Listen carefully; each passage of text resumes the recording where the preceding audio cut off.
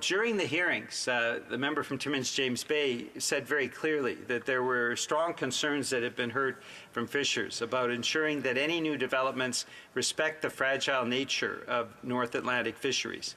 And New Democrats share their concerns, as the member from Timmins James Bay said so eloquently. We urge the provinces to work with the stakeholders to ensure that any new projects are developed with the recognition of the need to protect the fisheries. This is vitally important. We know that we need to catch up on other countries. And just to give you two examples, Mr. Speaker, off Rhode Island is a new wind farm that is going to provide energy for 250,000 homes. That's as a result of President Joe Biden's leadership in making the investments for clean energy. There are another 27 major projects in the United States that are on track to be completed by next year, 2025. For example, the Vineyard Wind Project, that's creating enough power for 400,000 homes. And Atlantic Canada, with high energy costs, could become a world leader in low-cost energy, wind, green, hydrogen. But the reality is we have not seen from the Liberal government, as we didn't see from the Conservative government before them, any real effort to provide the kinds of framework and investments that are so important to building those massive opportunities in offshore wind. We had a promise from Liberals to put in place investment tax credits to kickstart clean energy. That was last year, and they're still nowhere to be seen. Investment is still flowing south. And we are seeing Canadian companies looking to partner now in the United States where investment is guaranteed. Now, the reality is we have CAP holding meetings with the government to continue to get subsidies for the oil and gas sector, but for energy workers that are interested in the potential for clean energy, there are no opportunities that are being presented to them because of the fact that this government has not acted in the way that the Conservative government did not act before them. And so what we need to see is a federal government that is willing to step up. And we had in Alberta, I think, incredible potential. I think my colleagues from Edmonton Strathcona and Edmonton Griesba would agree that there was an immense potential. I believe $33 billion in clean energy projects that were basically in line to be built. The immense potential of clean energy in Alberta. And then the Premier, Daniel Smith, basically put a hold on all those projects. Why would you do that, Mr. Speaker? Why, when you have a potential for enormous growth, Alberta can be the clean energy powerhouse of the planet, why would you basically halt $33 billion in clean energy projects? It makes no sense at all, Mr. Speaker. I mean, we saw under the Harper government a hatred of clean energy. The one program that they did put in place, home renovations, was so oversubscribed that the Harper government basically abruptly canceled it. And Mr. Speaker, in the years following, as I went across the country, at the time, you'll recall, I was the energy critic for the official opposition, as the NDP was official opposition at the time. I went across the country, and yes, my Conservative colleague says, and will be so again, we're actually going for government. We'll be fine to leave the Conservatives be official opposition. I wish I could say they're an effective opposition, Mr. Speaker, but they're not. They're not effective at all, but currently they are official opposition. So the reality is that we had an ability for clean energy to thrive in Alberta that was nixed by who? By the Premier of the province. And I think right across the country, people would say, why would you do that? Why would you hurt your own province? But I'll leave that debate to the Alberta legislature and another time. Now, the reality is, coming back to the United States, Mr. Speaker, since President Biden was elected, there have been the announcement of $240 billion, $250 billion in new clean energy manufacturing investments. Private sector has announced $110 billion in clean energy manufacturing investments, including more than $70 billion in the electric vehicle supply chain and more than $10 billion in solar manufacturing. And we see that we've certainly seen the reaction from the Conservatives. They don't want to see these kinds of investments taking place in Canada. But the reality is, in the United States, $250 billion in private sector investment in clean energy shows the incredible potential. And the Inflation Reduction Act is estimated to be creating 1.5 million additional jobs, according to a variety of estimates, 1.5 million jobs, Mr. Speaker. I come back to the issue of Daniel Smith canceling, basically stopping $33 billion worth of clean energy investment in Alberta. How many hundreds of thousands of jobs that would have resulted in.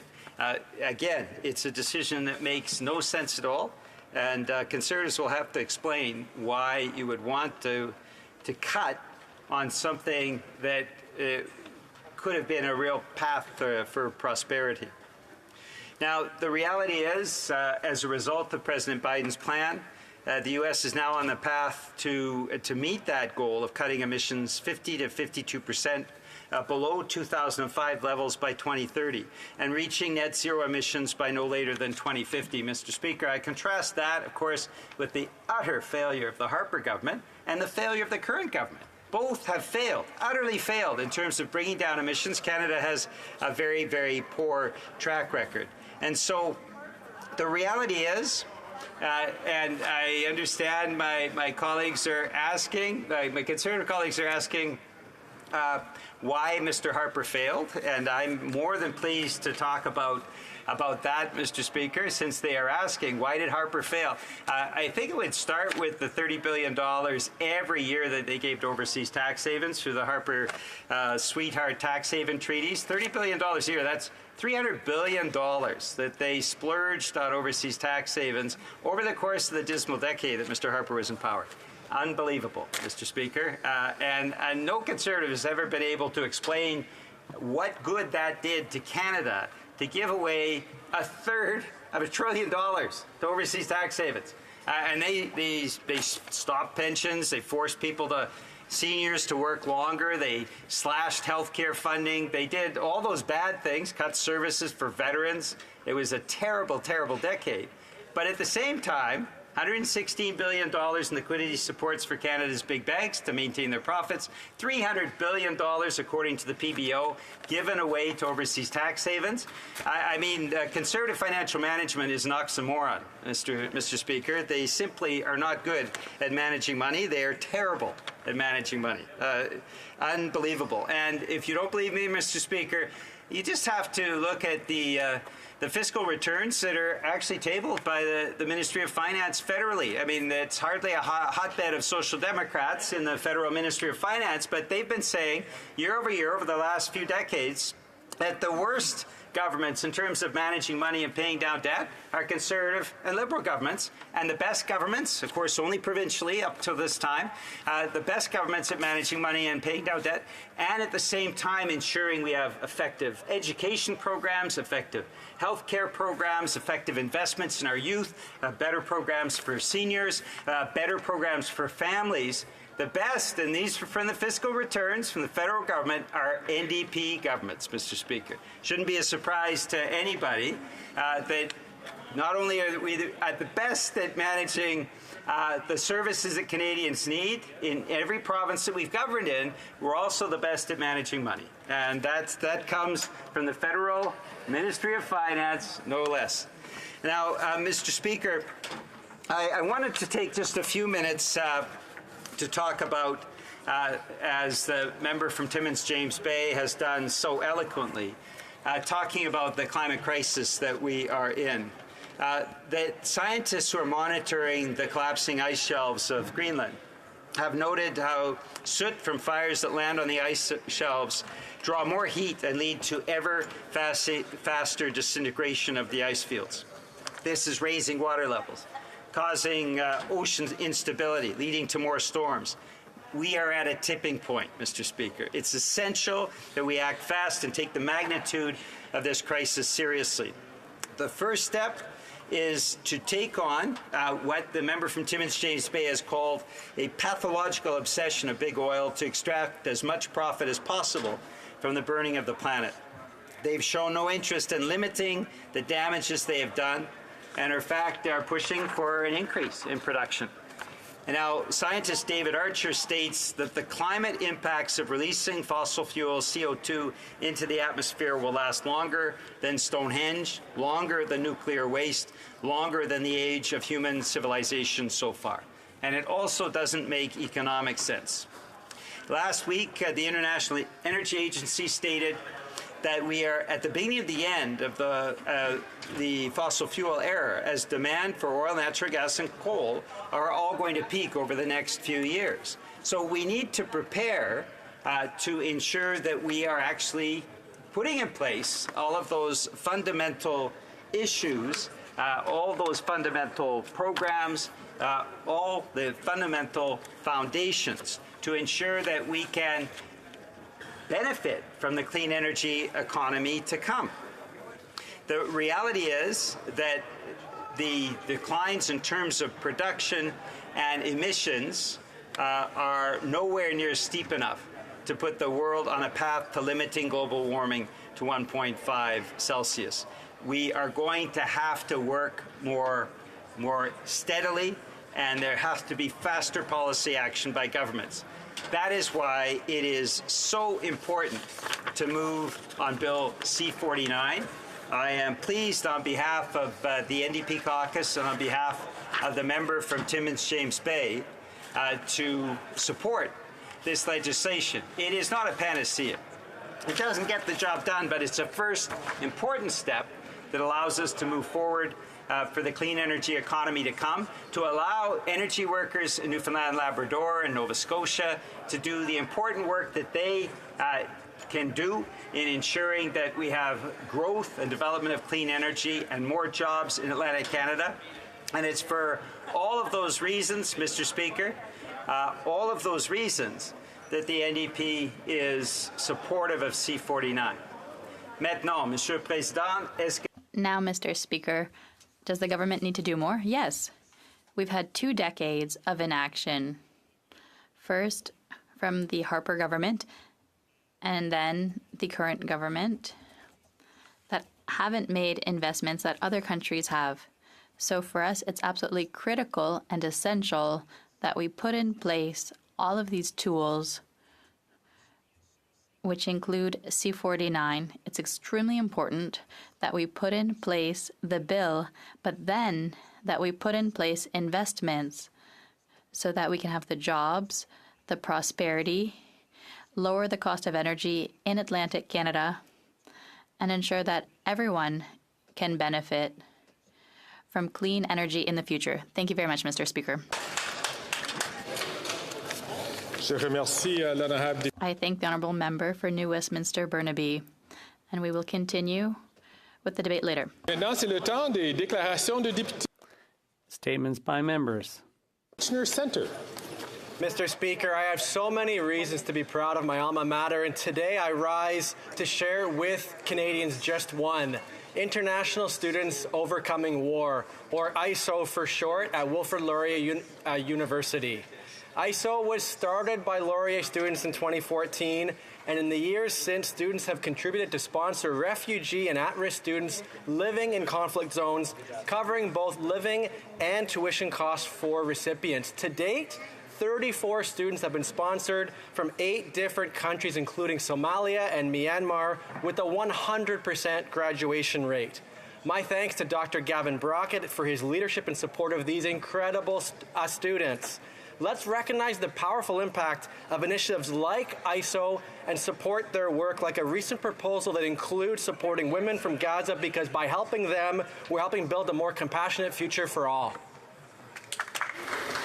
The honourable member from Kings Hants. Speaker, I rise today to pay tribute and celebrate a great Canadian. Tomorrow, Sir Graham Day celebrates his 91st birthday. Graham is considered one of Canada's greatest corporate leaders and has contributed here at home and across the pond in the United Kingdom. He grew up in Halifax, and after graduating Dalhousie University with his law degree, he started practice in Windsor before being recruited to work with CP Railway and eventually headhunted to serve as the CEO of British Shipbuilders.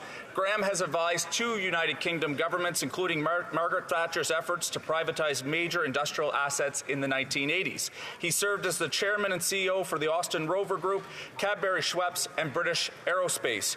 He remains the last Canadian to be knighted. He is an inductee of the Canadian Business Hall of Fame, a recipient of the Order of Nova Scotia, and an officer of the Order of Canada.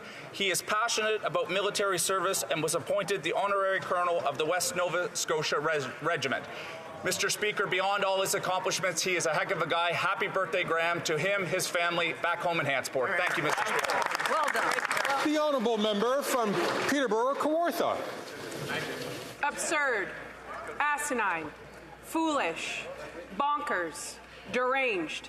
These are the synonyms for wacko, and they are exactly the correct adjectives to describe 9 years of this Prime Minister's policies and behaviours. Hiking the carbon tax to 61 cents a litre is wacko. Letting people smoke meth next to kids in parks is wacko.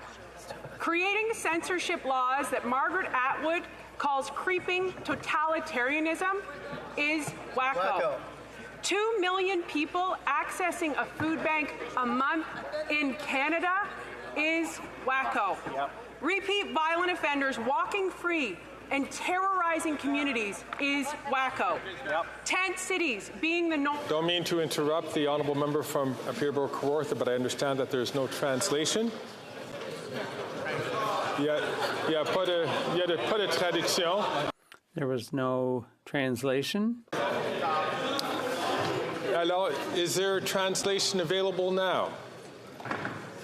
I'm going to ask the honourable member from Peterborough, Kawartha to start her statement again, and the chair was distracted for a second. I hope that the honourable member will make sure that her standing order statement will not refer to an individual member. Can talk to a pot of policy, but not a member. So the honourable member from Peterborough, Kawartha to start from the top.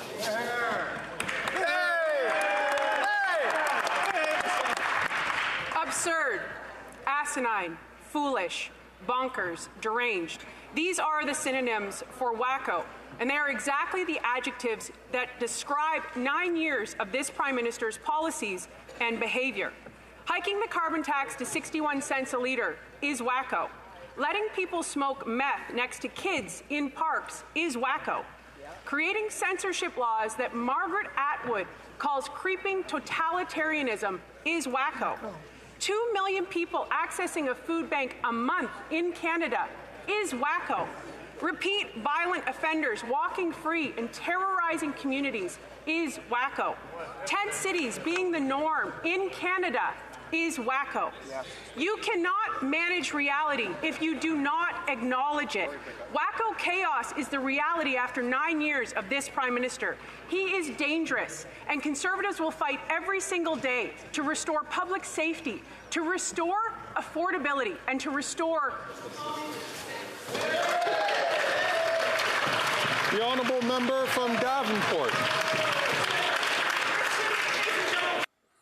Mr. Speaker,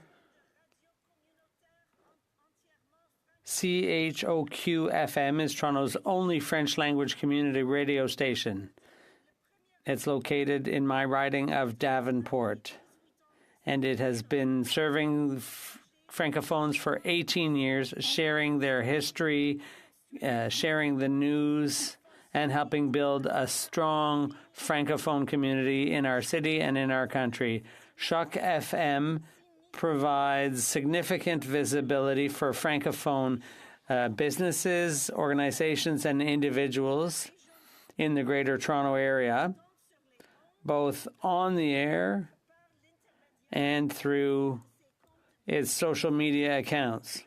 For these reasons and many more, I'm extremely proud to pay tribute to Shock FM for all it does to support and develop vibrant Francophone communities all across Canada. Thank you. The Honourable Member for Berthier-Masquinongé. Let's pay tribute today to an exceptional woman who, despite her preference for working in the shadows, shines in her community. This positive, energetic woman reassures, organizes, and motivates. This woman is Diane Charette, involved in her community since she was 15. She has successively energized the territories of Saint-Édouard-de-Masquinongé, Yamachiche, and Sainte-Ursule. Whether through the Optimist Club, the Youth Ball Club, or FADUC, her second family, this great lady has always been a real driving force with a contagious enthusiasm for her work. And what can we say about her legendary soup, always available to warm hearts? This devoted and ever-present mother is also an outstanding administrator. Throughout her involvement, she has always had a contagious smile, a welcoming warmth, and a unifying spirit that delights everyone. Diane, for everything you are, I say bravo and thank you. The Honourable Member for Ottawa-Vanier. Thank you, Mr. Speaker. I rise today to mark the departure of Daniel Boucher, Executive Director of the Société de la Francophonie Manitobaine, who's retiring after dedicating his life to his work. Elected Executive Director in the midst of a language crisis, Manitoba's Francophone community experienced a transformative period under his tenure. Under his leadership in 1994, the SFM celebrated the development of the first Francophone school division. In 1994. It was a major breakthrough that changed the game for Franco-Manitobans. In 2016, Danielle played a crucial role in the adoption of Bill 5, an inclusive law that ensured the long-term vitality of Manitoba's francophonie. And strengthened by these developments, the Francophone population in Manitoba has seen impressive growth from 11,000 Manitobans who spoke French in 1991 to 112,000 in 2021. His influence is enduring. Thank you for everything you've done, Danielle. Honourable Member from Mission Mascot Fraser Canyon. Mr. Speaker, Sunday, May 5th is Dutch Heritage Day in Canada and Liberation Day in the Netherlands. It is a time for Canada to honour the sacrifices made by our veterans who played an integral role in the liberation of the Netherlands from Nazi Germany in 1945. Battles of the Scheldt and the liberation of Arnhem were instrumental in freeing the Dutch from occupation. After World War II, hundreds of thousands of people made Canada their home, contributing to all aspects of Canadian society. There are now over 1 million Canadians of Dutch descent who trace their history to these integral events, which shape not only Canadian but Dutch identity alike.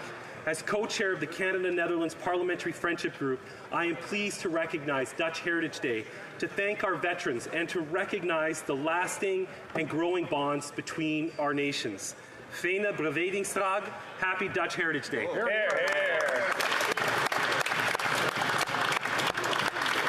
The Honourable Member for Vimy. Mr. Speaker, on March 21st, the Table de Concertation de Laval en Conditions Féminines celebrated its 35th anniversary. Since its creation, the TCLCF, which is located in Vimy, has worked to collectively defend women's rights and improve our quality of life while representing more than 30,000 Laval women. Over the years, the organization's orientation has developed while adapting to political, economic, and social issues, as well as the emerging challenges facing women. Through education, awareness raising, and community mobilization, these struggles against systemic discrimination continue. Thank you to the Board of Directors, chaired by Audrey Leclerc, and to the entire team, coordinated by Marie-Ève Surprenant, and to all our members for your involvement and engagement in a more equitable and inclusive society. Happy 35th anniversary. From Richmond Hill. Mr. Speaker, Richmond Hill has gone international. On Friday, April 26, 2024, Richmond Hill made history by welcoming the new headquarters of the United Nations University Institute for Water, Environment and Health to our community.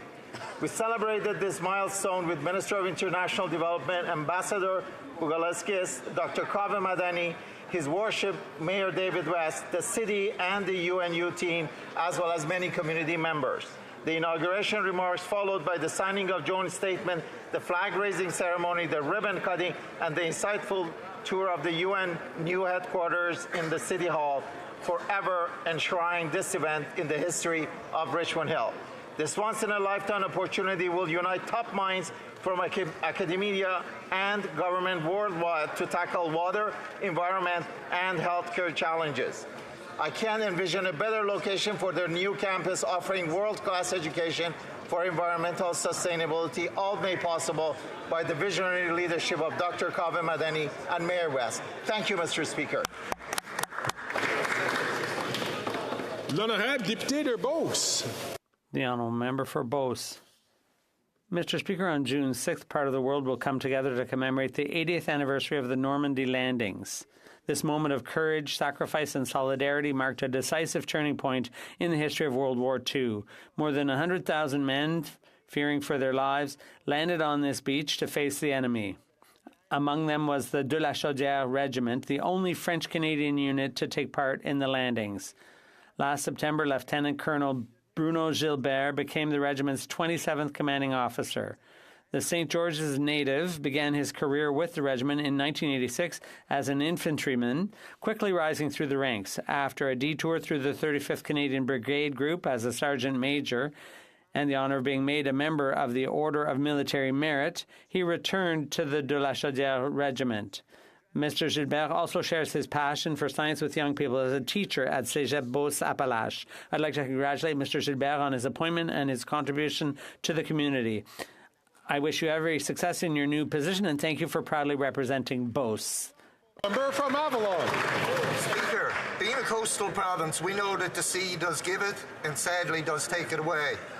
On April 21st, the first day of the lobster season in Lark Harbour, Newfoundland, Labrador, Trevor Childs, 44, and his nephew Nicholas Skinner, 28, set off to set their traps. On shore helping were Trevor's dad, his grandfather, and some others getting the traps ready to load aboard their boat for the young men to set.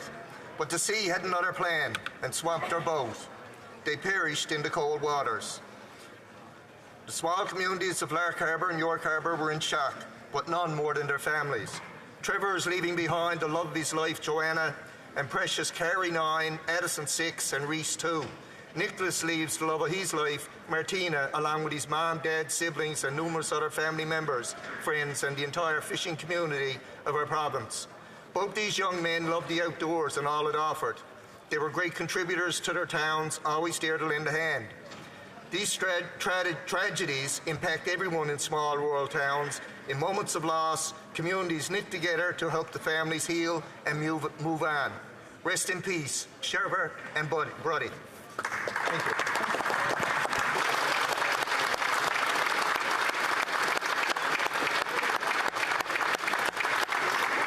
The honourable member from Oxford. Mr. Speaker, after 9 years of this Liberal NDP government's soft-on-crime policies, crime, chaos and disorder have become the norm in our country. Thanks to Liberal bills C-75 and C-5, violent crime is up 40% and extortion is up 218%. Towns and suburbs that were once peaceful are now being terrorized by gangsters. Just this week, a 19-year-old connected to a string of extortions was charged for 3 separate shootings, including one where bullets hit a child's playroom. He was arrested, he was charged, he was let out on bail, and guess what? Now he's fled the country. Canadians have lost faith in our justice system, and despite the Prime Minister's inaction, extortion is a federal responsibility. The criminal code is federal. The RCMP responsible for catching these criminals is federal. And the catch and release bail policies are also federal. Only common sense conservatives will stop the crime, stop the extortion, and bring home safe streets for all Canadians.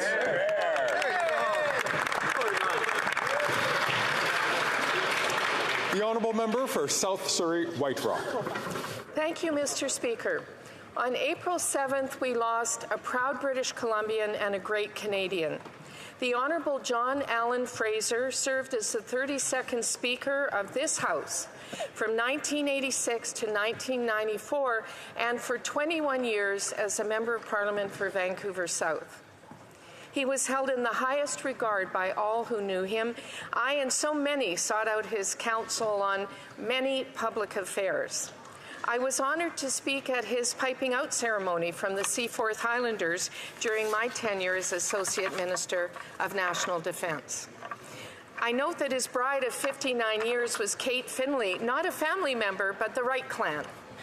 John was a UBC-trained lawyer, Minister of the Crown, and the first Speaker to be elected by secret ballot. He was a voracious reader with a keen sense of humor, an orator of note who loved the outdoors. As Chief Opposition Whip and on behalf of a grateful nation, I thank Speaker Fraser for his service to our province and to our country. My thoughts are with his friends and his 3 daughters, Sheena, Anna, and Mary, and their children as they mourn his loss. Thank you.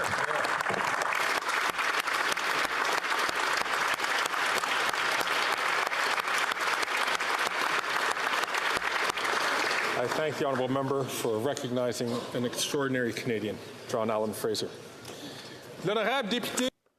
The honourable member for Sherbrooke.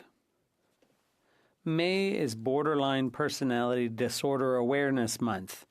BPD is a serious, complex mental health disorder stemming primarily from chronic dysregulation of the emotions. People suffering from BPD, nearly 2% of the population, have a very hard time controlling their emotions and tend to be sensitive and reactive.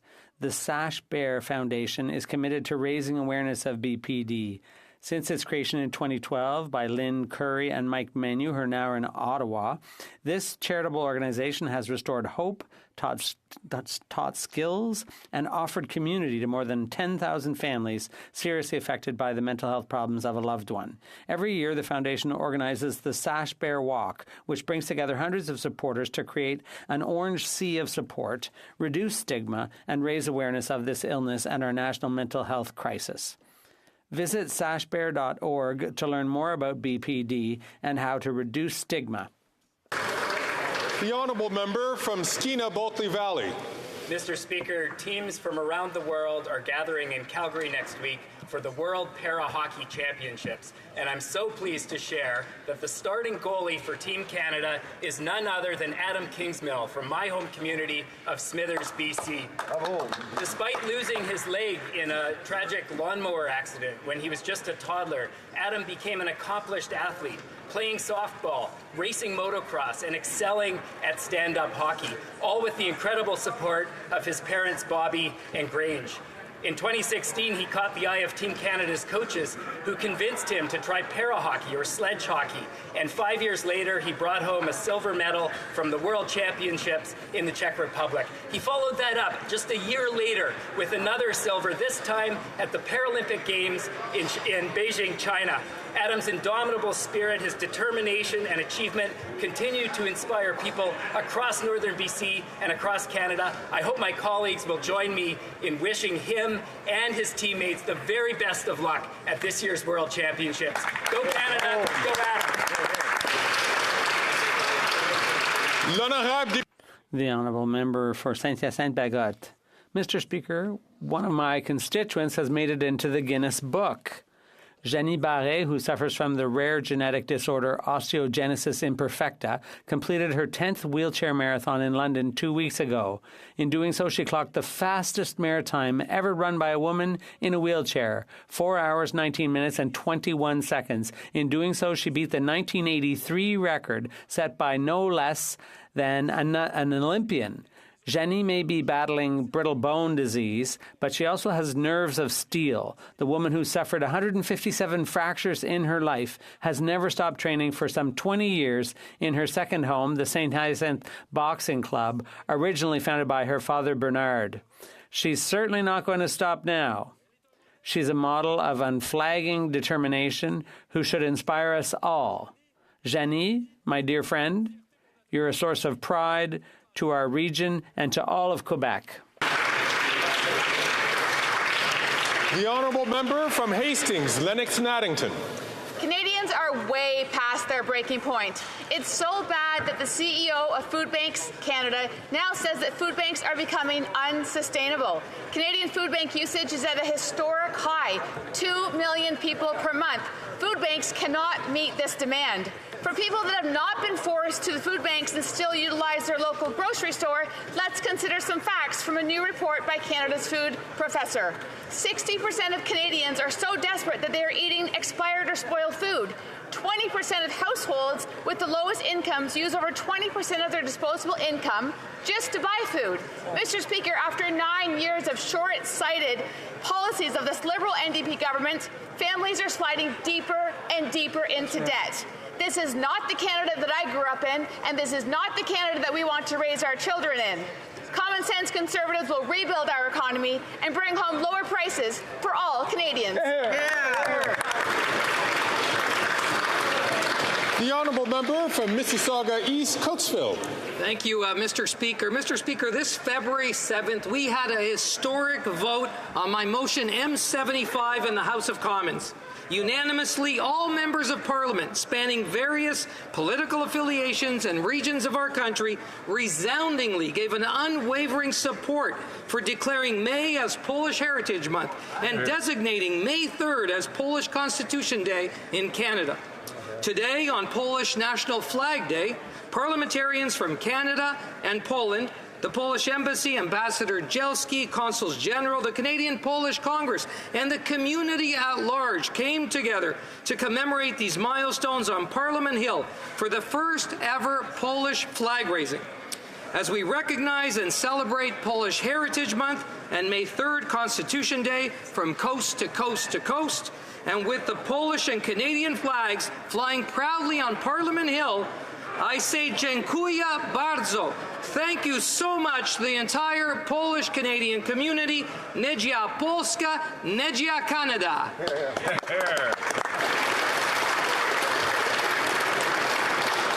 Oral questions. Questions orales. The honourable member from Regina Capel. When will the Prime Minister make it illegal to smoke crack in a hospital room? Just the date, please. The Honourable Deputy Prime Minister and Minister of Finance. Mr. Speaker, the province of BC made a request for a temporary pilot project. BC now has concerns about that project, which we share. We are now working together to address those concerns. Opioid addiction is a tragedy that has affected far too many Canadian families. We have to work together to solve it, not score cheap partisan points off the pain of Canadians. There are no pilot projects anywhere else in Canada. The honourable member from Regina Capel. Because of this government's decision, it is no longer illegal to smoke crack, meth, or shoot up heroin in public spaces in British Columbia like parks, hospitals, and public transit. The British Columbia government has now begged the Prime Minister to reverse this decision. So, simple question, when will the Prime Minister once again make it illegal to smoke crack in a hospital room? Just the date. The Honourable Deputy Prime Minister and Minister of Finance. Mr. Speaker, unlike the Conservatives, we believe in working together with Canadians to solve our country's most pressing problems. That's why earlier this week I was in touch with Premier Eby, and I assured him that we share his concerns and we are working urgently together to address them. And let's remember, opioid addiction is a tragedy which is afflicting so many Canadian families. Let's work together to help them not score cheap partisan points. The honourable member from Regina Capel. Dangerous addictions are hurting Canadians. After this government's decision to change the law, overdose deaths shot up and drug-related crime went through the roof. Now, the British Columbia government is asking for the government to reverse their decision. It's a simple question. It's a simple decision to make. So one final time, Mr. Speaker. On what date will this government make it illegal to smoke crack in a hospital room? Just the date. The Honourable Deputy Prime Minister and Minister of Finance. Mr. Speaker, unlike the Conservative House Leader, I've actually been in touch with the Premier of BC about this truly pressing issue. And unlike the Conservatives, we are working collaboratively with the province of BC. We share their concerns, and we are working together to support public health and public safety. What we're not doing is fundraising off of the pain, death, and suffering of Canadians. The Honourable Member for Mégantic-L'Érable. Every day that this radical Prime Minister dithers on the deadly experiment of legalising hard drugs is another day that people die. Currently 6 a day in British Columbia. After 9 years of this Prime Minister, Quebec is not immune to this crisis, which affects every part of Canada. I quote from the Journal de Montréal, "Crack use is exploding in Montreal and we'll be seeing more and more of it in public places." Will the Prime Minister put an end to his extremist experiment in legalising hard drugs and say no to any expansion in Quebec? The Honourable Deputy Prime Minister and Minister for Finance. Mr. Speaker, British Columbia has asked for a pilot project. British Columbia now has certain serious concerns that we share, and that is the reason for which we will be working urgently in close collaboration with the province to meet these concerns. Mr. Speaker, these are tragedies for families throughout Canada. We need to put partisanship aside when it comes to this kind of matter. The Honourable Member from Mégantic-L'Érable. It's not partisanship to talk about syringes on the floor, degrading scenes and outbursts a stone's throw from a school in Montreal. Now that we know that the radical experiment in legalising hard drugs in British Columbia by the Prime Minister, supported by the Bloc Québécois, by the way, was catastrophic and deadly. The Blockiste MP for Joliette said in this House, the hope is that this pilot project will pave the way. The MP for Rimouski said, we in the Bloc Québécois are deeply convinced that this is a step in the right direction. Quebec doesn't want this. Can the Prime Minister assure this House that he will not follow the radical advice of the Bloc Québécois? The Honourable Deputy Prime Minister and Minister for Finance. Mr. Speaker, the opioid epidemic and addiction is a tragedy that we have to fight together by giving a priority to the health and safety of Canadians. But, Mr. Speaker, Conservatives are just saying that our policy is extremist and radical. Do you know, Mr. Speaker, what is extremist and radical? White supremacy policy. Misogyny is radical. And so it's time for the Conservatives to denounce those policies that are truly extremist and radical. The Honourable Member for La Prairie. La Presse reported today that CBC's management is planning a rapprochement between the English network and Radio-Canada. Radio-Canada is not in crisis. CBC is. A rapprochement necessarily comes with concessions, and these concessions will be made at the expense of Quebec culture and creators. It necessarily means taking away a bit of our cultural identity to assimilate it with that of English Canada. This is a dangerous, slippery slope. Can the Prime Minister reassure French-speaking Quebecers and Canadians that the government has absolutely no intention of merging CBC and Radio-Canada? The Honourable Deputy Minister, Prime Minister and the Minister for Finance. A big thank you for the question, first of all, because we fully share the concerns of all Canadians, especially the concerns of Quebecers when it comes to the French language, when it comes to Quebec culture. And I can assure all Canadians that French broadcasting will not be affected. That's a priority for us. The Honourable Member for La Prairie. Mr. Speaker, we have a proposal. Instead of bringing CBC and Radio-Canada closer together, we should make them independent of each other. CBC has its challenges. Radio-Canada has its own. The two have neither the same cultural identity, nor the same audience, nor the same corporate culture.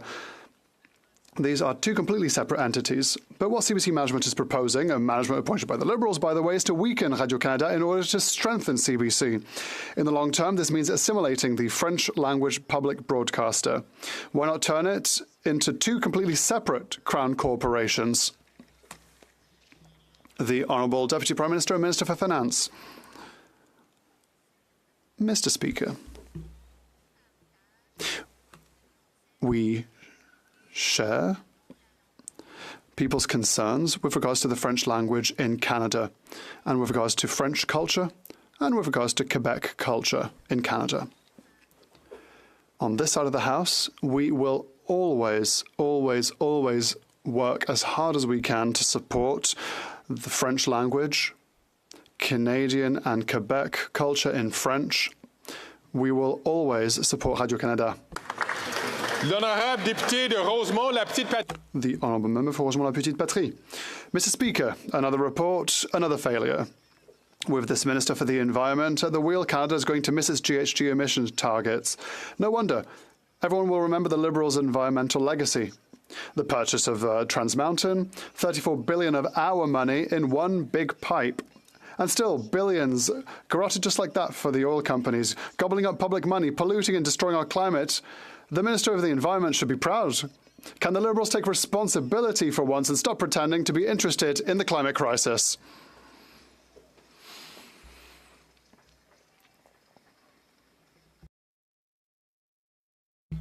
The Honourable Deputy Prime Minister and Minister for Finance.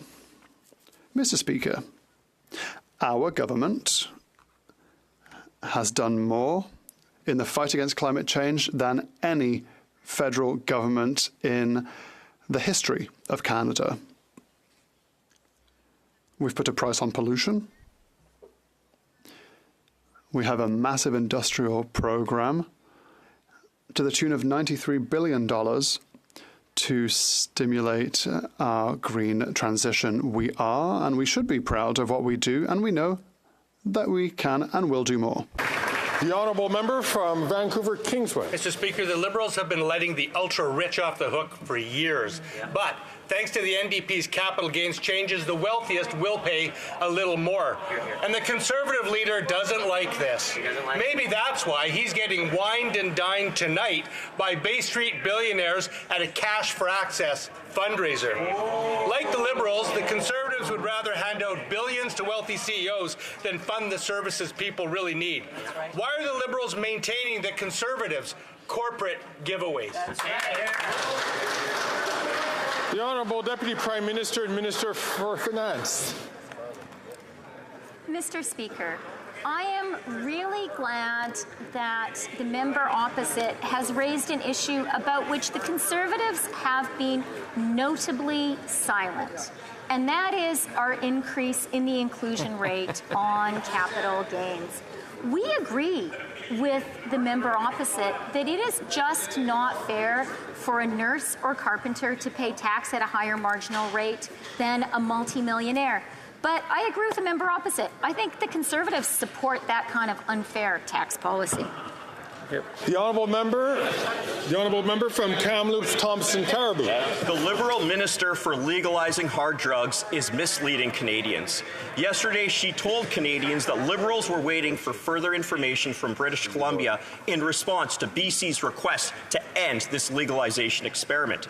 Yet, just yesterday, the BC minister responsible told us that they had responded to the government in just a few hours. This, when BC had 2,500 overdoses in just 1 year. Why are the Liberals misleading Canadians, and will they end their radical drug policy? The Honourable Minister for Addictions and Mental Health. Mr. Speaker, the opioid crisis is affecting communities and families across this country, and it's a tragedy. That is why the BC government approached the federal government for a 3-year pilot program. BC communities are facing extremely serious challenges, and people are dying from deadly street drugs, and public consumption is a concern. BC is amending their proposal, and we are supporting them in this work, Mr. Speaker, because that's what we do. We partner together to save lives. What is their plan, Mr. Speaker? The honourable member from Kamloops Thompson Caribou. Well, they did partner together. They partnered together for a radical policy that has led to countless deaths. Imagine an elderly woman in hospital having to sit beside somebody, lay beside somebody who is smoking crystal meth. The honourable member to start again. I'm hearing some voices from the far end of this room, which I cannot hear. And I'll ask the honourable member to start his question from the top. The honourable member from Kamloops Thompson Caribou. The minister is correct. The Liberals have partnered with somebody. They partnered with the provincial NDP to create a crisis of unprecedented proportions that led to people dying due to their radical policy. After 9 years, this Liberal NDP government is flooding the market with free drugs. This is happening to our brothers, our sisters, our fathers, our mothers, our children. They are all being fueled with addiction of the free drugs. Will the Prime Minister reverse course and end his radical experiment of legalization? The Honourable Minister for Mental Health and Addictions. Mr. Speaker, on this side of the House, we work with our provincial jurisdictions to ensure the health and safety of Canadians in the face of this toxic drug supply.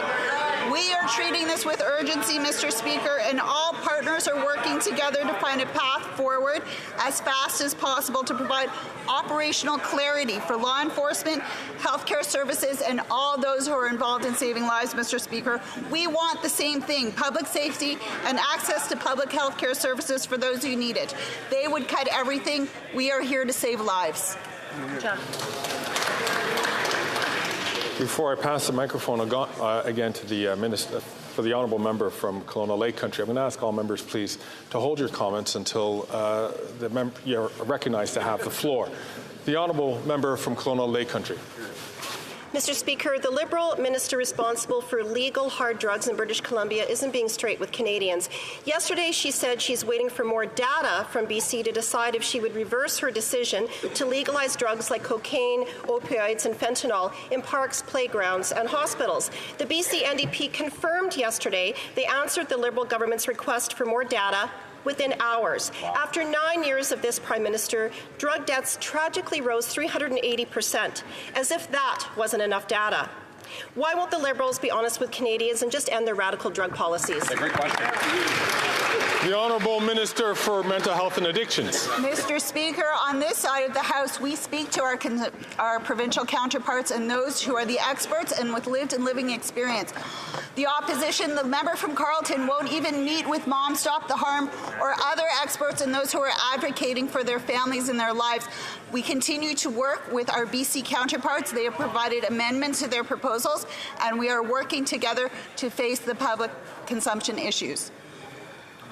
The honourable member from Kelowna Lake Country. Well, Mr. Speaker, I speak to residents in my community, and the minister isn't listening to British Columbians. She didn't listen to BC mayors who wanted to stop open drug use in their community a year ago. She's not listening to BC parents horrified to find crack pipes and needles near schools and playgrounds. A student project from a school in my community had students writing to me about issues important to them. Unbelievably, crime and open drug use was the #1 issue. This Prime Minister is not worth the cost. Why won't these Liberals be honest with Canadians and just end their radical drug policy? The Honourable Minister for Mental Health and Addictions. Mr. Speaker, Conservatives aren't genuine with Canadians about their care or concern for those who are dying from the toxic drug supply. The opposition leader talks a big talk about investing in treatment, but Conservatives cut 2/3 of their drug treatment fund when they were in power, Mr. Speaker. They only focus on treatment and recovery. They don't focus on safe consumption sites. They don't focus on harm reduction as health care. Mr. Speaker, we need to partner with everyone. When will they listen? The honourable member from Mission Mashpee Fraser Canyon. Mr. Speaker, the Liberal minister responsible for legal hard drugs is misleading Canadians. Drug overdoses are now the leading cause of death among youth aged 10 to 18 in British Columbia. Shameful. Just yesterday, she said she was waiting on more information from the BC NDP government, which the province said they delivered within hours. How much more information does she need to end their radical and extremist policy, which is putting the children of British Columbia at risk? The Honourable Deputy Prime Minister and Minister of Finance. Mr. Speaker, unlike the Conservatives, I have been in touch with the province of BC. BC requested the pilot project, and I was in touch this week with the Premier of BC. He and his government have serious concerns about the pilot project. We share those concerns, and we are working together with BC to address them. But I do want to say, making political hay out of the pain of suffering Canadian families is simply irresponsible. The Honourable Member for Mission Amassey Fraser Canyon. Mr. Speaker, this government is supposed to be in the business of protecting children, not killing them with exposure and access to hard drugs. The RCMP has confirmed that legal hard drugs are being sold on the black market. In Abbotsford, the Soccer Association has to regularly sweep the needles for pitch. The Legion and many businesses in Mission have to deal with crack smoke every day. When will this government do the right thing and cancel their ideologically extreme experiment to legalize hard drugs and start protecting BC's children? Hear, hear. The Honourable Deputy Prime Minister and Minister of Finance. Mr. Speaker, as a mother of 3, including teenagers, I care so much about Canada and Canadians, and I agree, opioid addiction is a tragedy. It is a public health tragedy, and it is a public safety tragedy. But let me tell you what is putting the public safety of all Canadians at risk. Consorting with white supremacists and misogynists. That is a public safety risk. The Conservatives have an opportunity today to disavow that. They should do it.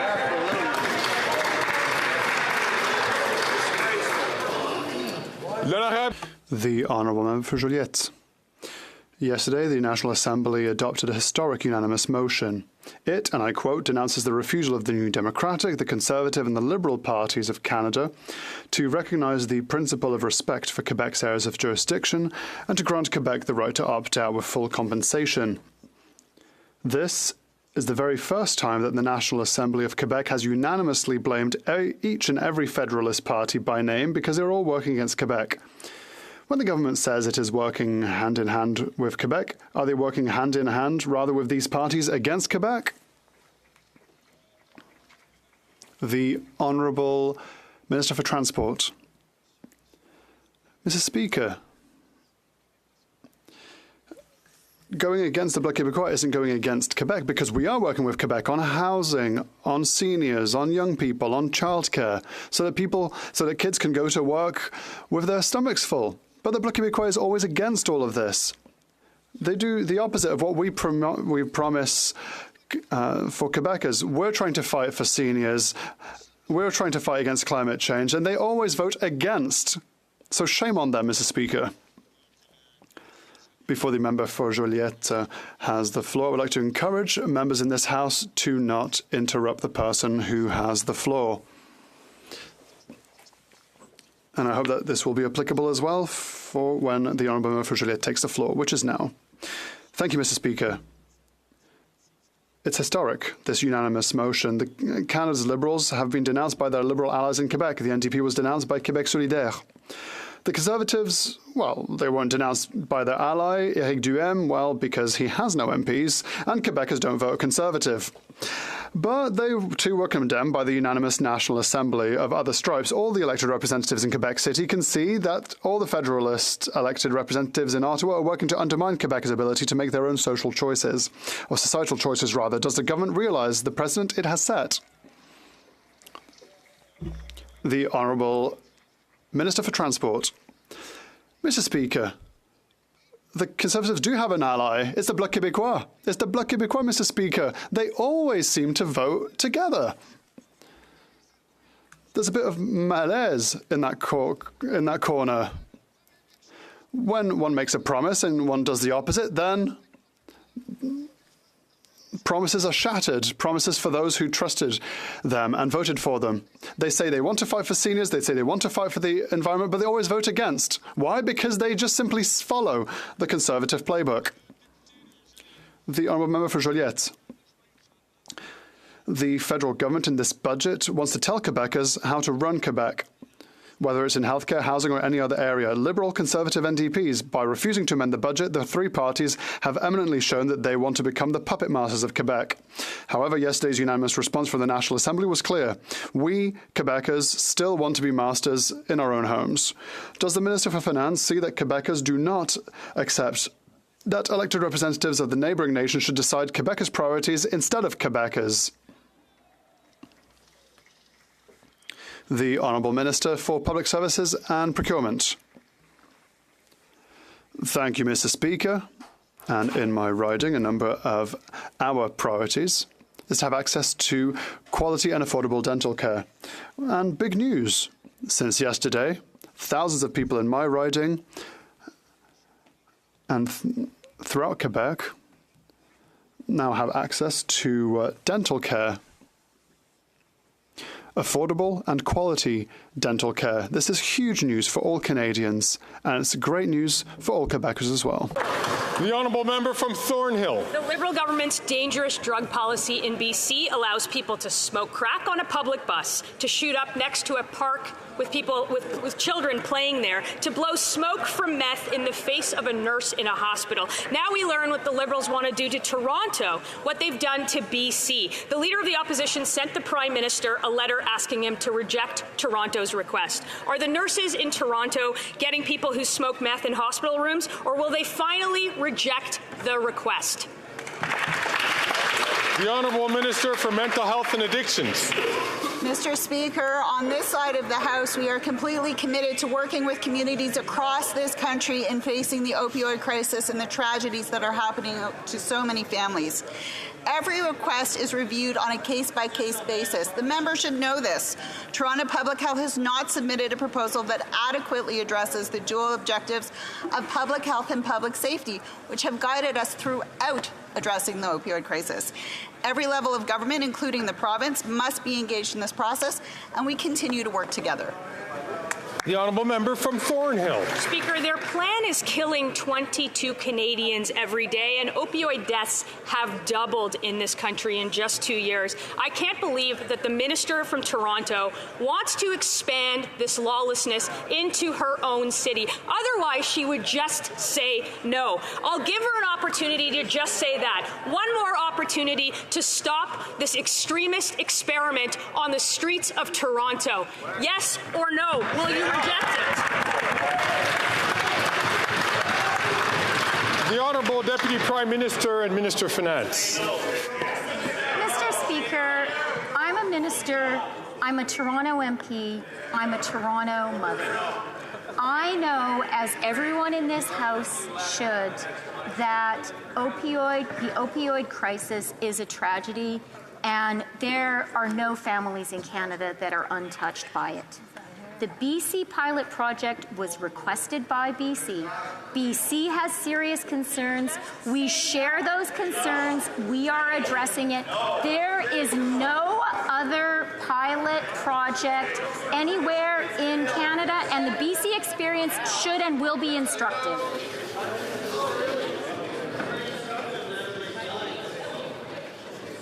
The honourable member from Durham. Mr. Speaker, it's been 24 hours since the Leader of the Opposition sent the Prime Minister a letter asking him to reject Toronto City Hall's request to legalize hard drugs. And we're getting no serious answers from this NDP Liberal government. After seeing death and disorder in BC, why can't the Prime Minister take the no-brainer and say no? At what time today can we expect an answer to Toronto City Hall? Hear, hear. The Honourable Deputy Prime Minister and Minister of Finance. Mr. Speaker, I think the members opposite were not listening to my previous answer. The only pilot project in Canada is in BC. BC has serious concerns. We share them, and we're acting urgently together to resolve them. There are no other pilot projects anywhere in Canada. I think all Canadians are aware of the BC experience and need to take it into account. But you know what, Mr. Speaker? We've invested $200 billion in the healthcare system. They voted against it. Yes. The honourable member from Port Moody, Coquitlam. People in Port Moody, Coquitlam are struggling to keep up with the skyrocketing rents and grocery prices. Meanwhile, the Conservative leader is schmoozing with Canada's wealthiest at a $3,500 a year wine club. This is the guy who said he'd cut dental care and pharmacare in favour of keeping billion-dollar corporate handouts. And the Liberals are no better. They're letting big grocery CEOs rack up obscene profits while Canadians go hungry. When will the Liberals stop this corporate greed? The Honourable Minister for Housing, Infrastructure and Communities.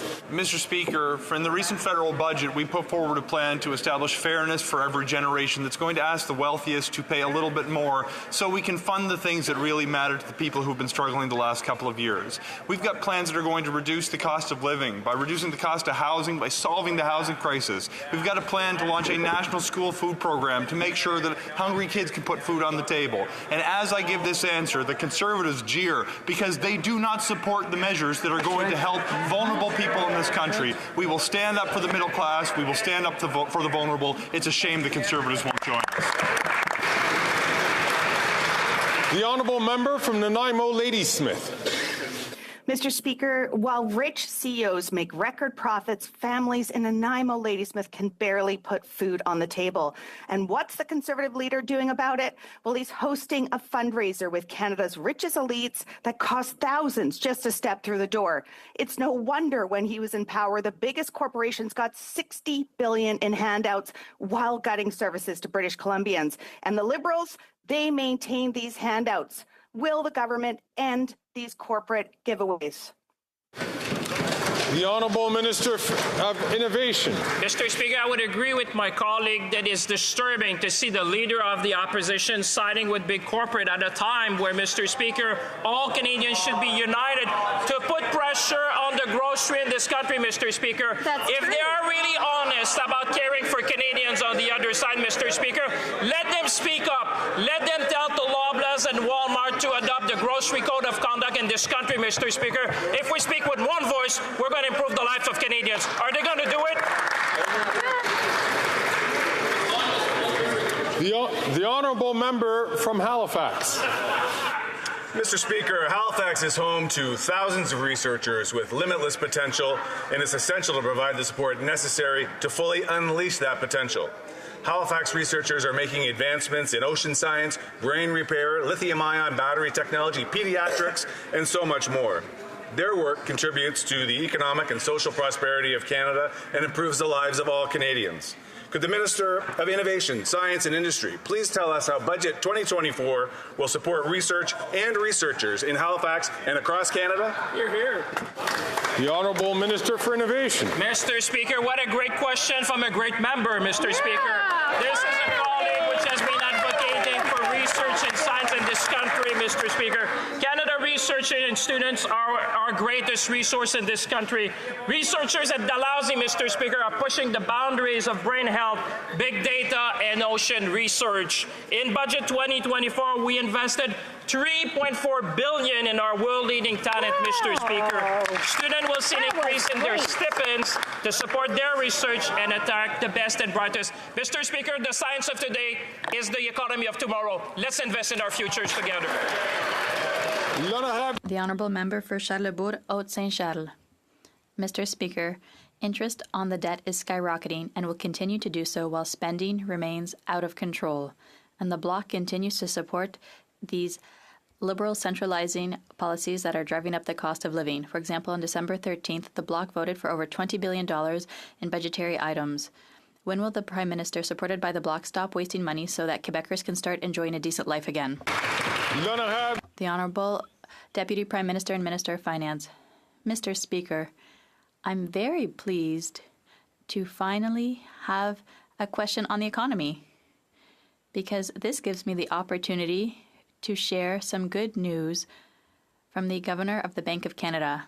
He said today that we have gone through a long road in the fight against inflation, and recent progress is encouraging. The message to Canadians is the following: we are getting close to the goal.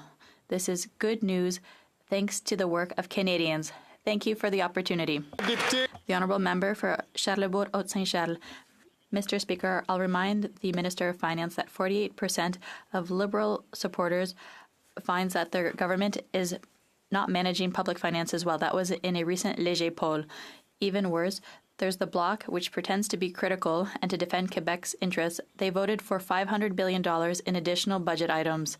It's really, really, really expensive to vote for the Bloc, the party that supports this financial disaster.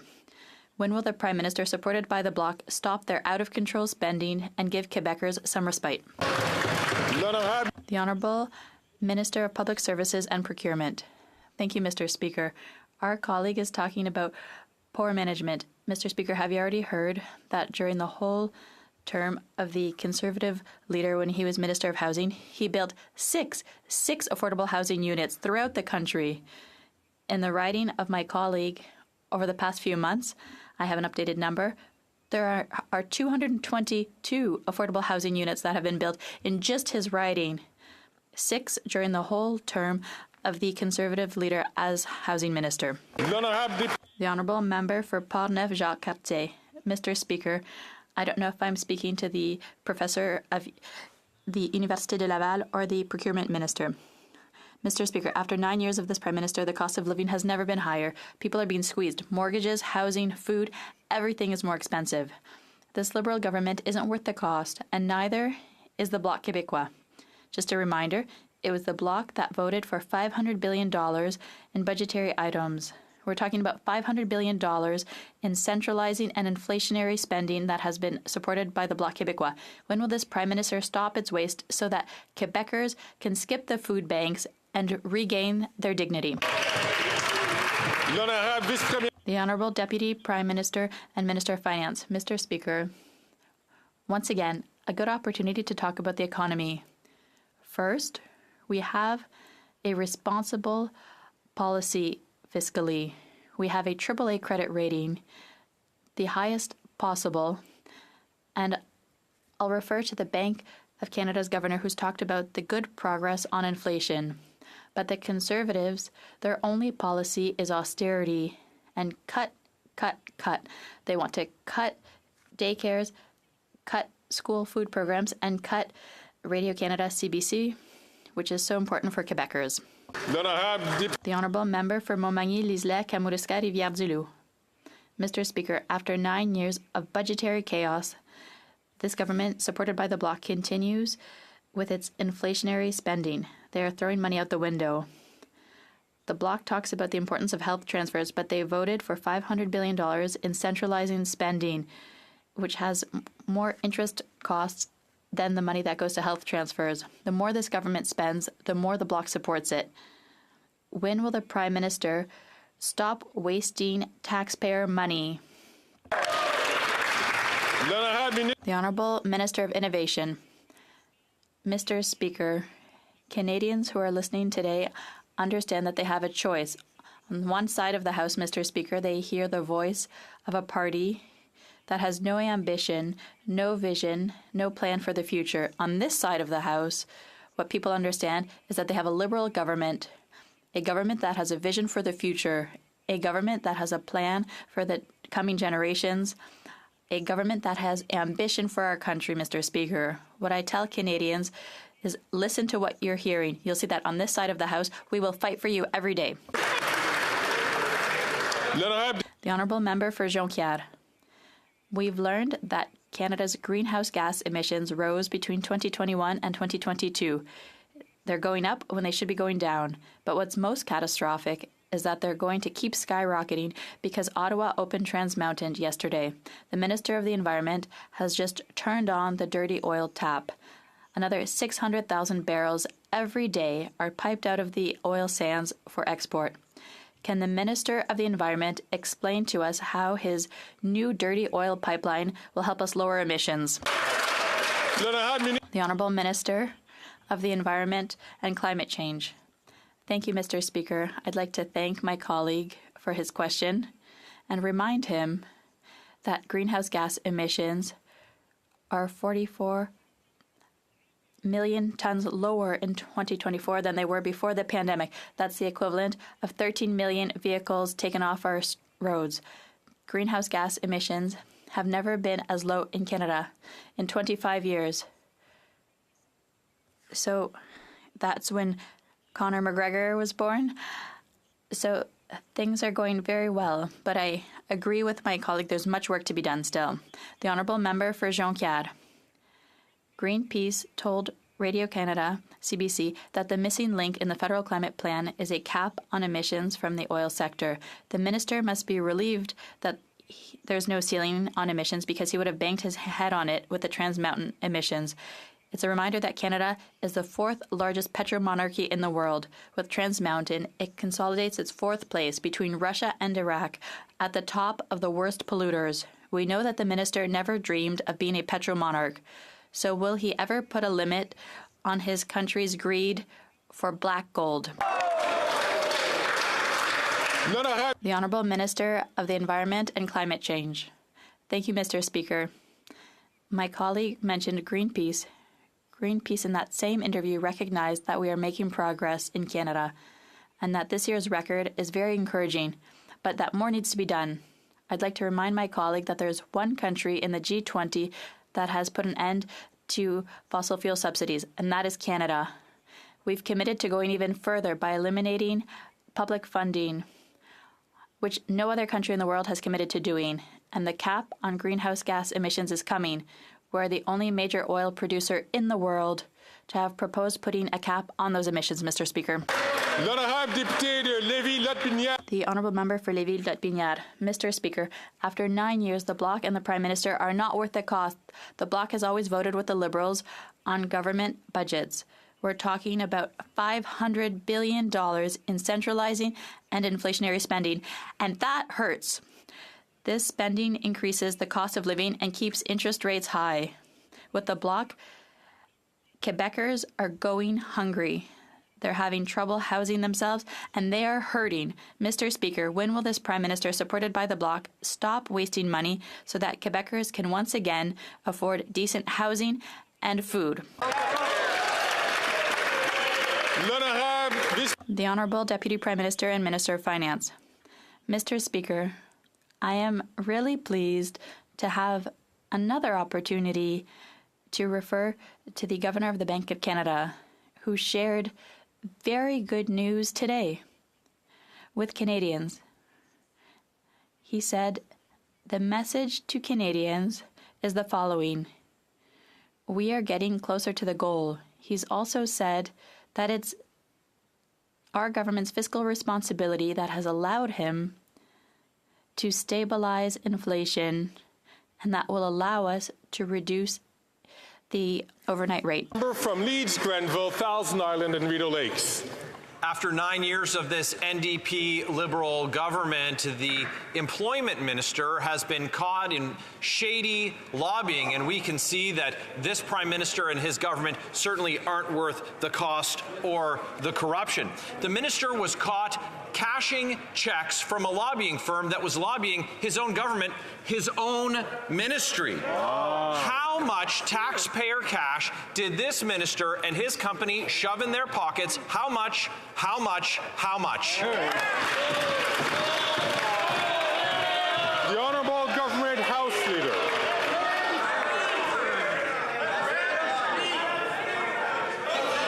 Order.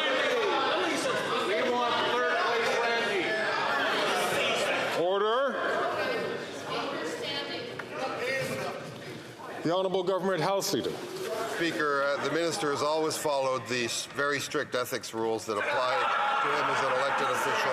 Canada has one of the strictest ethics regimes in the world for elected officials, and that is exactly what Canadians expect. The minister has always conducted himself in an ethical manner that follows the spirit and letter of those rules. That's right. Good answer. The Honourable Member from Leeds, Grenville, Thousand Islands and Rideau Lakes. Well, after 9 years of this NDP Liberal government, we know that the fish rots from the head down, and this Prime Minister twice found guilty of breaking ethics laws, along with multiple members of his front bench and his back bench. We know that the minister tried to hide that he was getting money from his company that was was lobbying his own government, even his own ministry, but he got caught. Global News reported it, and now we're asking him about it. So instead of having the government House leader protect him from his own accountability, his own actions, will he stand up today and tell us how much money he took?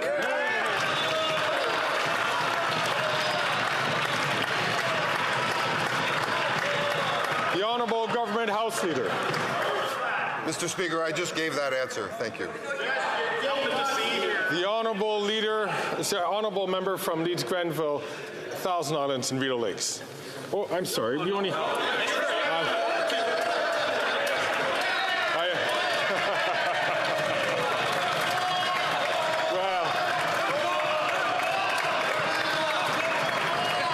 I never knew I was so popular on this side. The Honourable Member from Dorval, the Honourable Member for Dorval-Lachine-LaSalle. Mr. Speaker, as we approach Red Dress Day, which raises awareness of the alarming rates of violence, Join calls for the introduction of a red dress alert system. This system would be crucial in promptly informing the public whenever an Indigenous woman, girl, or two-spirited person goes missing. Can the Minister of Crown Indigenous Relations share with us what measures are being taken to address this critical issue? Thank you so much. The Honourable Minister for Crown Indigenous Relations.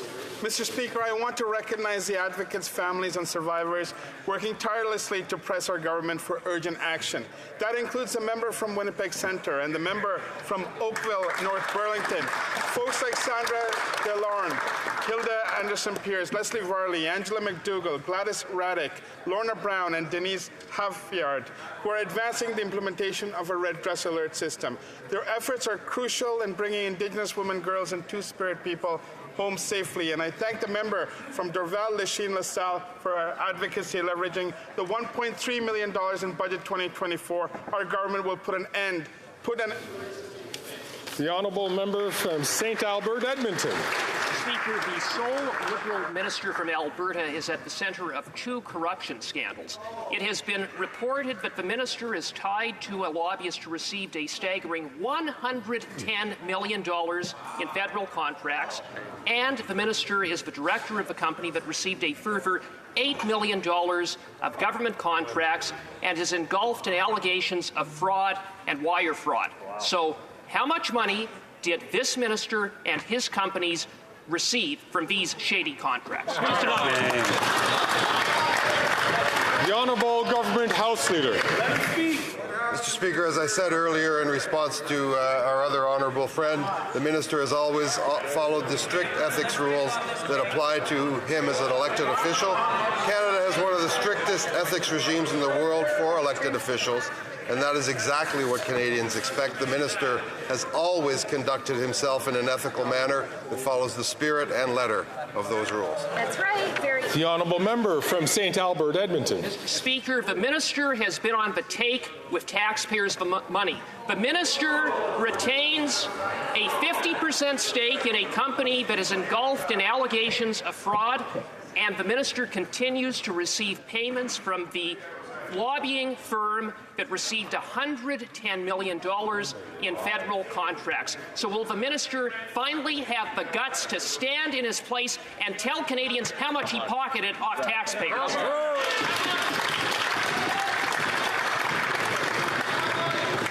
I will come back to this matter later, but I do warn members, please, to be very careful about what they say about other honourable members. The Honourable Government House Leader. Mr. Speaker, in this House, all members are entitled to be treated by other members with a presumption of being honourable. That is not what this member has just done. I would invite him to carefully consider the words that he just employed while doing a speech into a television camera, one that he would never do were we outside this chamber. And I would invite that member to be very, very careful with his words in the future.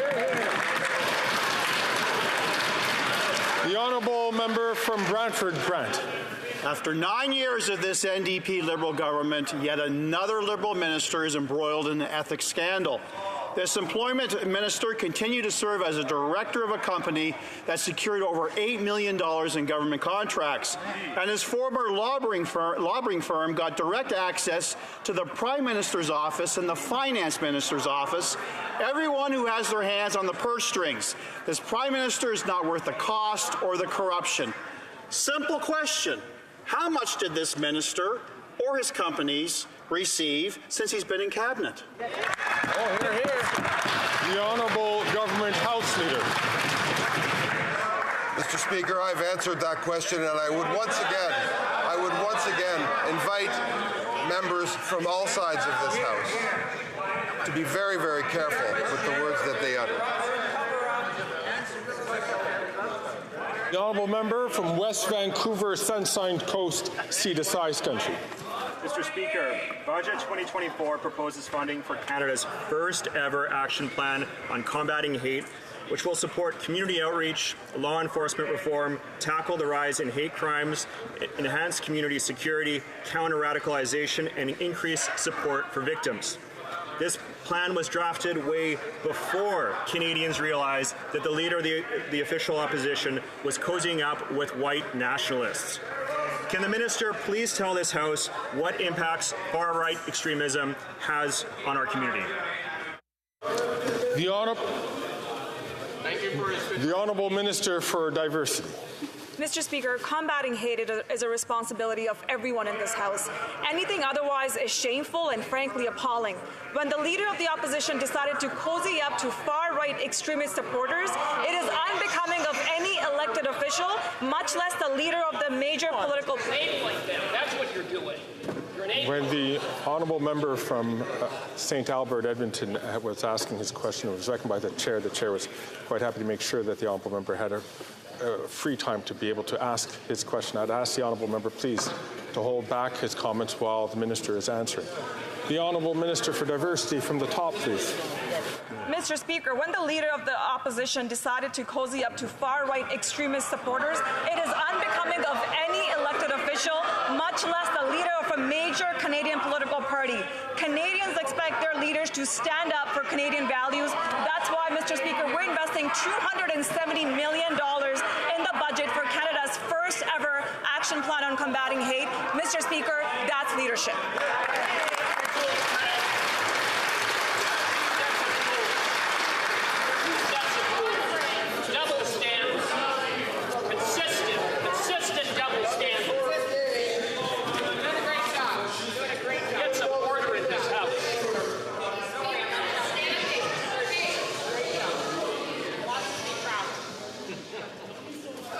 The Honourable Member from Skeena-Bulkley Valley.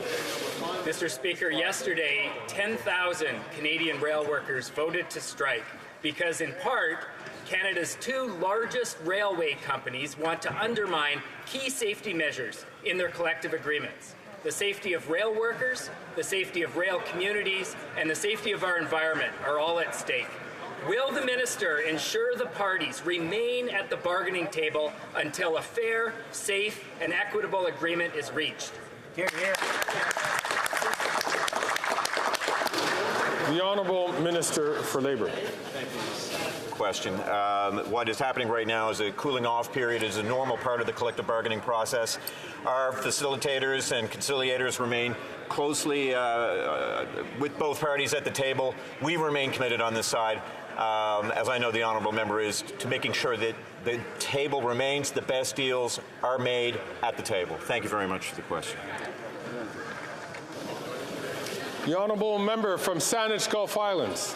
Mr. Speaker, even for the Liberals, this is really something. It's a hat trick. 3 times, 3 different platform promises broken in one omnibus budget bill. First up, they broke the commitment to have UNDRIP honored and to consult with Indigenous people. Second, they used an omnibus budget bill to change environmental legislation. Third, once again, they failed to fix the Environmental Assessment Act. Let's make it simple. Environmental assessment under Mulroney's law worked. Harper repealed it. It still doesn't work.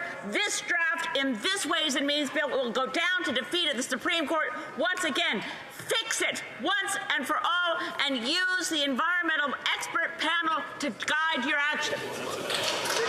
The Honourable Minister for the Environment and Climate Change. Mr. Speaker, and I thank my honourable colleague for her question. As per the Supreme Court asked us to do, we have brought changes to the Impact Assessment Act of Canada to ensure that the federal government would do what the federal government is supposed to be doing while provinces do their part in impact assessment. And we're confident that this will help us to move forward. And I would remind my honourable colleague that at the time that this bill was adopted, C-69, we did not have clean fuel standards. We did not have zero-emission vehicle standards.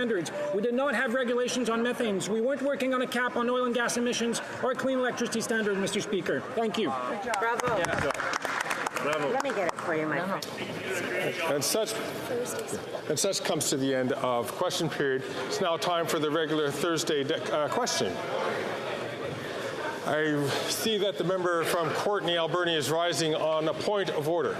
Mr. Speaker, in question period, repeatedly, we heard Conservatives from Alberta refer to the Minister of Mental Health and Addictions with false titles, Mr. Speaker. I know you're going to be ruling on that, but this is despite, Mr. Speaker, that overdose deaths have gone up 319% since Conservatives got elected. I thank the member, but this is veering into debate. But I appreciate the member about false titles, and he is indeed correct. The Speaker will be coming back to the House about this. The honourable member from Regina Capel is rising on the Thursday question. Yes, Mr. Speaker, I would like to ask the government House Leader if he can inform the Chamber as to what we'll be debating for the rest of this week and for the week ahead. And because I didn't get an answer from the Deputy Prime Minister and Finance Minister, perhaps he can inform the Chamber, now that the British Columbia government has specifically requested something that only the government can do. They have asked the Prime Minister to recriminalize the use of hard drugs in public spaces like hospitals, parks, and public transit. On what day will the government inform the Chamber that the use of those hard drugs will once again be illegal in the province of British Columbia? The Honourable Government House Leader. On that question, Mr. Speaker, I can assure the Honourable Member that whatever we do, we'll be doing with the elected Premier of British Columbia and not the member for Regina Capel. That's right. But on the Thursday question, Mr. Speaker, this afternoon we will continue with debate on Bill C-49, the Canada, Newfoundland and Labrador Atlantic Accord Implementation and Offshore Renewable Energy Management Act, which has had great support, obviously, from my colleagues from Atlantic Canada. Tomorrow we will call Bill C-20 concerning the Public Complaints and Review Commission Act. On Monday, we will begin debate at second reading on Bill C-69, an act to implement certain provisions of the budget tabled in Parliament on April 16, 2024. I would also like to inform the House that Thursday, May 9th, will be an allotted day. Mr. Speaker, there have been discussions between the parties, and if you wish it, I believe you will find unanimous consent for the following motion to be adopted: that notwithstanding any standing orders or usual practice of the House, during debate pursuant to Standing Order 66 on motion number 54 on adoption of the 8th report of the Standing Committee on National Defence, the Chair not receive any requests for quorum, dilatory motion, or any request for unanimous consent, and that at the end of the period of debate or when no member rises, whichever happens first, all necessary questions be put and a recorded division be deemed requested and deferred pursuant to Standing Order 66. Merci, Monsieur le Président. Que tous ceux qui s'opposent à... All those opposed to the honourable ministers moving the motion will please say nay. Agreed. The House has heard the terms of the motion. All those opposed to the motion will please say nay. Adopté. Carried. The honourable member from Sherwood Park, Fort Saskatchewan, is rising on a point of order. Thank you, Mr. Speaker. I'm glad. I think we have a collegial environment prevailing, and I'd like to seek the unanimous consent of the House, as per some discussions that have occurred, to table my private member's bill now.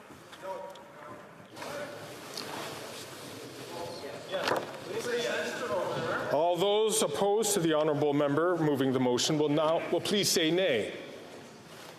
Agreed. The House has heard the terms of the motion. All those opposed to the motion will please say nay. Adopted. Carried, rather. The honourable member from Sherwood Park for Saskatchewan. Thank you, Mr. Speaker. I'm today tabling legislation to support our friends in allied Ukraine in their... Sorry, excuse me, if I could, excuse me, there's a form that I do have to read to making sure that this is all in order.